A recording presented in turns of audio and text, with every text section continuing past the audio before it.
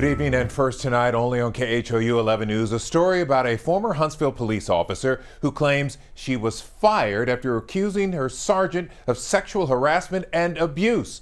New tonight, we have surveillance video she says proves her case. It captures one of the moments she says she was physically assaulted. So if it was caught on camera, why were charges never filed? That's a question Larry Seward took directly to the Walker County District Attorney, who investigated. Larry?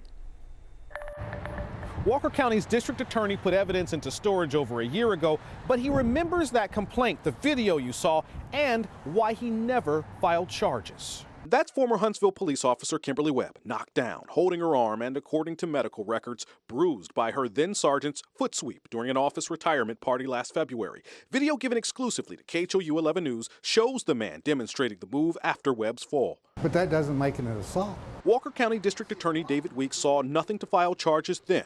If I reject it, it's rejected. And nothing to change his mind now. You've got to have an intentional act. And, you know, I just didn't see it. And it certainly didn't appear that she was injured by her, as I recall from her reactions. And nobody else in the room took it that way. It didn't look like it. In her federal lawsuit filed earlier this year, Webb accused the city of firing her in retaliation for complaints against the same sergeant seen on video.